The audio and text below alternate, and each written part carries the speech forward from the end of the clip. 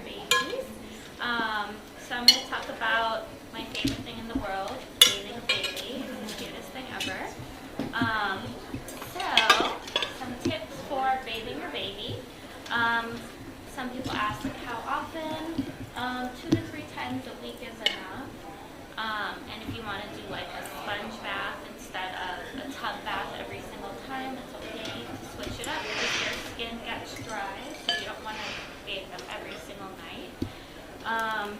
And avoiding tub baths after a circumcision, which I don't know if any of you are at that point or have been, but I'm sure umbilical cord has fallen off already at this point. Water should be between 37 to 38, which is like room temperature. You can just use your elbow to test the warmth of the water, and also keep the room warm. So like when they come out of the tub, they're not shivering because they lose heat pretty quickly. And you want to have your supplies ready. So you have a clean diaper, blanket, pajamas, or the outfit that they're going to wear, and a hat to keep their head warm, and towels. And so soap, it's up to you which one you want to use. These are some that I found that I thought were cool, because this one is fragrance-free, Honest Company. And then the yellow one is the one we use in the hospital, the Johnson's.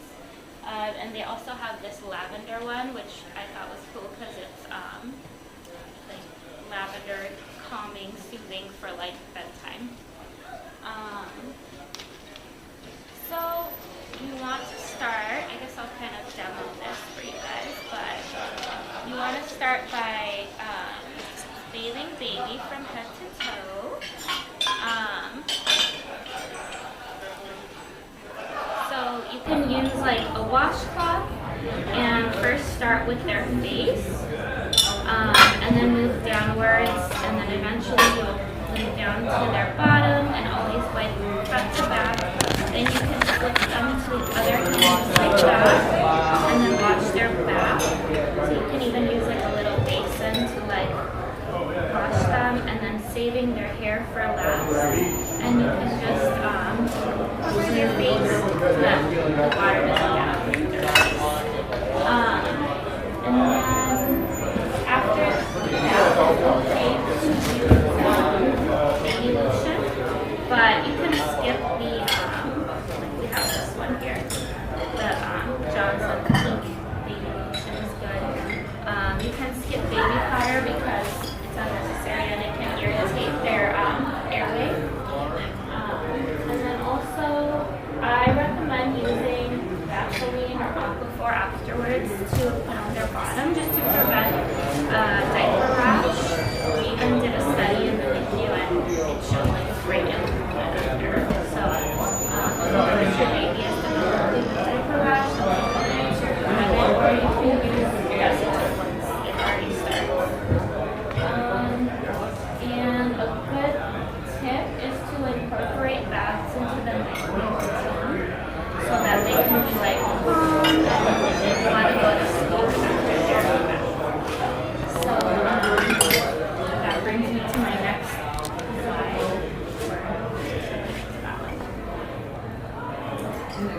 So do you guys have you guys run into any issues or problems in terms of bathing baby that you have found difficult, or that they keep getting cold, or anything, any kind of issues around it? You brought up a point in the first slide where you said post-circumcision, no tub baths.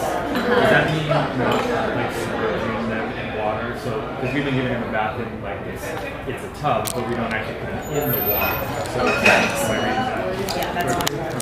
Yeah, and actually, after about, I would say, a week and a half, then it should be healed enough that they could go submerged. So I think at this point, you guys are probably home long enough that you could be submerged a little bit in water. Yeah.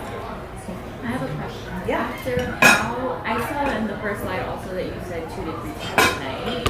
At what point do you do it nightly?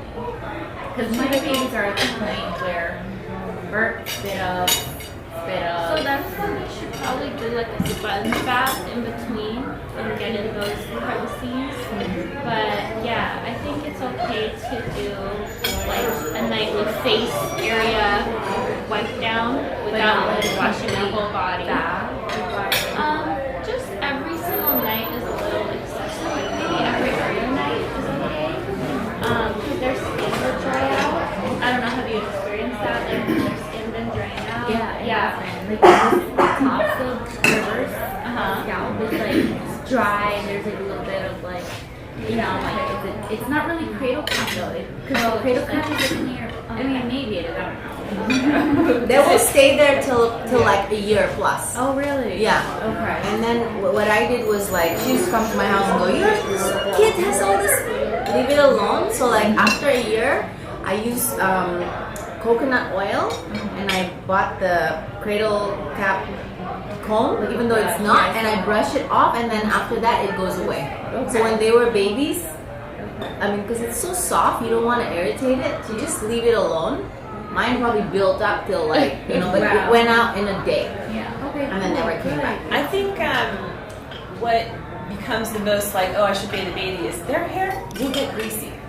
So, you know, their hair is going to be greasy. The rest of them is probably clean, but their hair is going to be a little greasy, and you're going to be like, I should bathe this baby because he's greasy. It's fine. Well, I know we're eating, but it's like blowouts and burp ups and things like that. And I'm like, oh no, he needs a bath. I need to get in there and you know. Blow ups up the back of the diaper into the hair and the ears, and yes, you need to bathe them to get it all out of the crevices. But you know, you can without submerging them in water, you can use copious amounts of water on targeted areas. Okay, You know? that makes Yeah. sense. But if you're submerging them and doing baths on a daily basis, then they're gonna get really dried out. Oh, Yeah. okay. Yeah. See, I was in that. I bought like this special shampoo. No matter what you use, it's gonna and it's not getting any better. So okay. And the doctor's like, just make sure you're putting enough. Our pediatrician just telling us to put like cocoa butter and things like that, but it's still not getting better because I'm bathing them every day. Yeah, it's too much.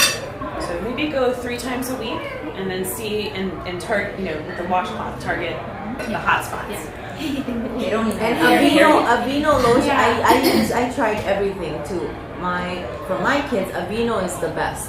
We have Aveeno, but Yeah. we're using Mistela. Okay, I use that too. Mustala's kind of like, I I love the smell, but it's for moisturizer, I think Aveeno does a better job. Yeah. have them all. Yeah.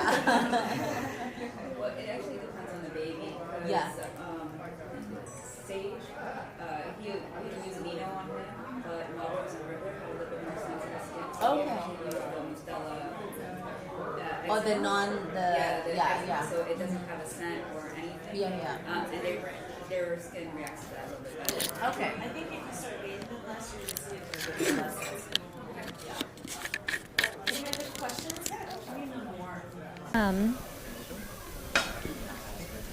Let me get my stuff, my wedge. Where did we put it? It's over here. Yeah. Thank you.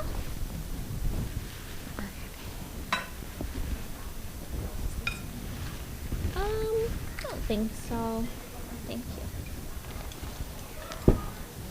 Okay, you can. Okay, so we're gonna talk about bedtime with baby. So some tips for safe sleep for your baby. Sure you all know back to sleep is the #1 appropriate position for baby. It's okay to do tummy time, but as long as you're supervising them, that's fine. And then so newborns sleep about 14 to 17 hours in 24 hours.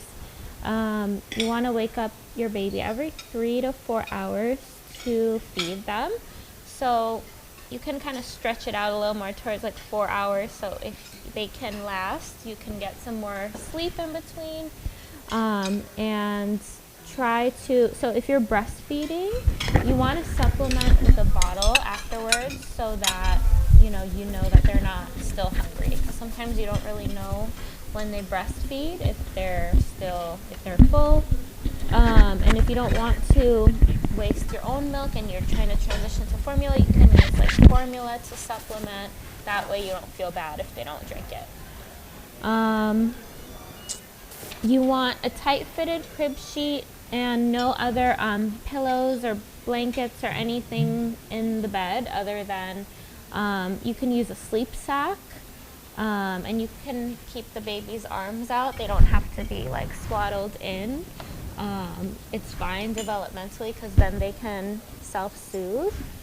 And then no secondhand smoke. And then if you have a guest that smokes, just make sure they go outside and use like a coat because it can also come back on their clothing. So they can just leave that away from the baby.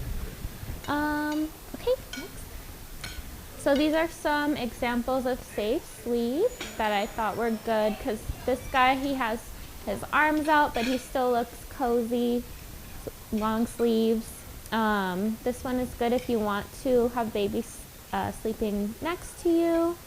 And then this one, as you can see, there's no pillows or blankets or anything else going on in the bed. The baby's just in a sleep sack. So we have a sleep sack here. So this is a 2-year-old one, but they make them that long. I mean, they're like basically like a blanket. You don't have to put anything else in. Their arms are out, so that they're good. And they make this from newborn all the way until 3 years old. And actually, this is probably the safest thing for them to sleep with, rather than a bunch of blankets, even as they get older. So this can be sized up. I think they were using this up until 3. So these, I think, are the best in terms of blankets for them, in terms of keeping them warm, rather than actually having blankets in the bed with the baby. So you want to have nothing else in the bed but the baby and back to sleep. What are you guys doing now currently in terms of? Right after the NICU, because we had 3 babies and for hours we would just watch everyone swaddle the baby. We just went home with we had huge like muslin blankets, swaddle them. But about like a week after, we noticed, like, man, we didn't ask any of the nurses to teach us how to swaddle. The baby would come They out. escape. They would Yes. escape. But at the NICU, you guys are just like, I mean, it was a straight jacket. It was like tight. They escape in the NICU. You just don't see the nurses putting them right back into it. They escape, absolutely. And then we bought this, right? Like a week later, we bought like a variety of them. And then the first kind had little wings with Velcro. So we could just kind of like make them feel like they're swaddled, but they weren't because it was that. Yeah, And no, then those are now great we too. have those. Yeah. Now we have like that. With the And zip. it's the best thing because it definitely made a difference in their sleeping pattern. Like they slept a little longer once Yeah. we switched over to the sacks. Do any of you or have any of you having any issues with reflux with the baby in terms of sleep and not sleeping and colicky? Yeah. What are you doing in terms of positioning them for home? So, actually, I had purchased a wedge pillow, but when we went to the pediatrician, she said flat, flat. And we have the snoo bassinet. So I'm actually curious what you guys So think the of snoo. pediatricians, flat to sleep, great. That's for full-term kids. But preterm kids who've been in the NICU who may be a little bit more affected, who are a little younger, who may be a little more affected by reflux, we recommend that they sleep on an incline. You know, we want to make sure that they're okay, safe back to sleep before they go home, which we do. We put them flat right before they go home. But if it's a significant problem, as you know, you deal with, sleep is one of the biggest things, then having them at an incline is okay for a former preterm baby.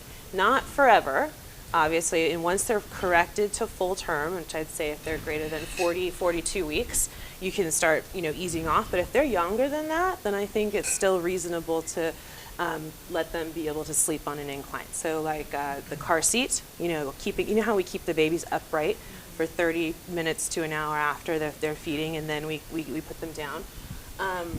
Pia, is this yours? Did you want to say what your experience was with this thing?